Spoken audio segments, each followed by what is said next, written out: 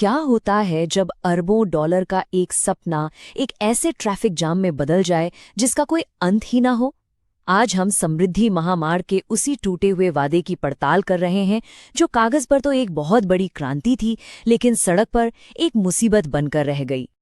तो चलिए इसी सवाल के साथ इस पूरे विश्लेषण में उतरते हैं। और ये कोई मामूली सवाल नहीं है, ये एक ऐसी हकीकत है जिसे हजारों लोग हर रोज झेल रहे हैं। अच्छा, सबसे पहले बात करते हैं उस बड़े वादे की जिसके लिए समृद्धि महामार्ग बनाया गया था। मतलब इसका मकसद क्या था? ये एक ऐसा सपना था जो महाराष्ट्र के 2 बड़े शहरों को एकदम पास लाने वाला था। और यही वो टैगलाइन थी जिसने सबका ध्यान खींच लिया।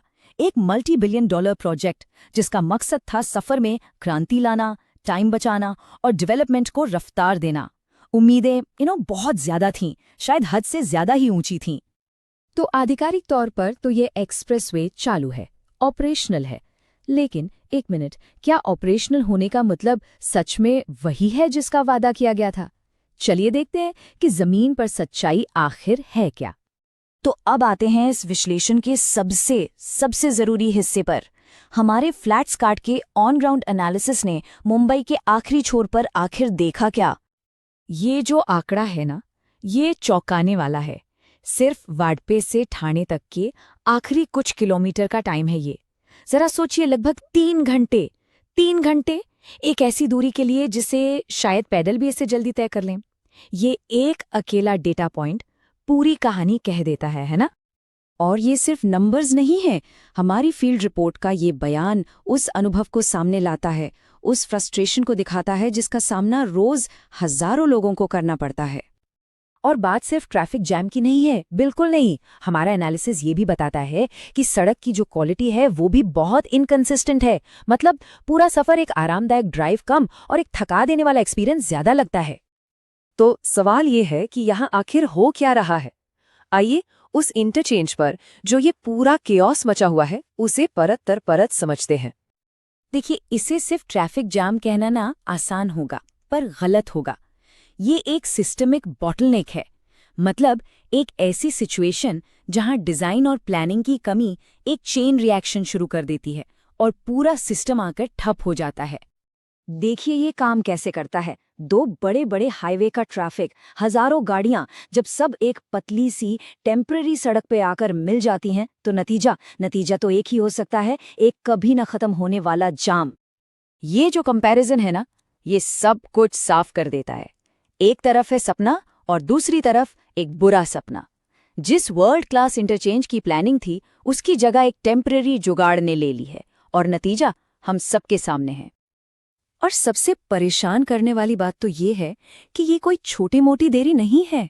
इस प्रॉब्लम का जो परमानेंट सोल्यूशन है, यानी जो असली इंटरचेंज बनना है, वो अभी भी लैंड एक्विजिशन के चक्कर में फंसा हुआ है।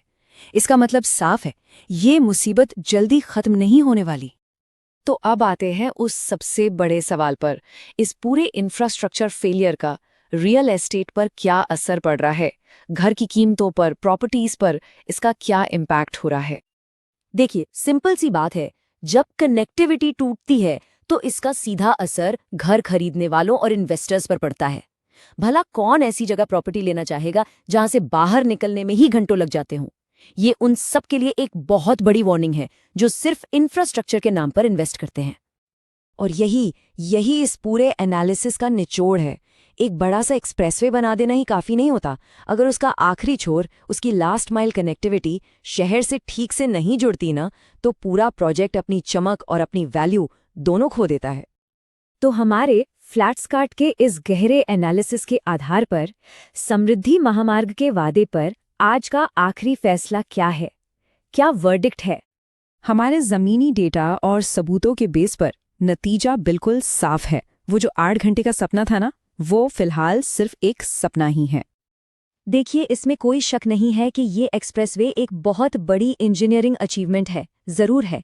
लेकिन इसकी असली वैल्यू और इसका पूरा पोटेंशियल तब तक बंधक बना हुआ है जब तक कि इसके आखिरी छोर की इन प्रॉब्लम्स को सॉल्व नहीं कर लिया जाता। और ये एक ऐसा सवाल है जो हमें सोचने पर मजबूर करता है क्या हम बड़े बड़े मेगा प्रोजेक्ट्स की चमक दमक में उन छोटी लेकिन सबसे जरूरी कड़ियों को नजरअंदाज कर रहे हैं? तो इस पर आपका क्या कहना है? क्या आपने इस एक्सप्रेसवे पर सफर किया है? अपना एक्सपीरियंस नीचे कमेंट्स में हमें जरूर बताइए। और हाँ, अगर आपको ये पूरा एनालिसिस अहम लगा तो रियल एस्टेट की और ऐसी ही इन डेप्थ जानकारी के लिए फ्लैट्सकार्ट को लाइक, शेयर और सब्सक्राइब करना बिल्कुल मत भूलिएगा। और एक जरूरी बात, ये डिस्क्लेमर, ये सारे विचार रियल टाइम फ्लैट्सकार्ट डेटा और एनालिसिस पर आधारित हैं। मार्केट की बदलती कंडीशंस के साथ ये बदल भी सकते हैं।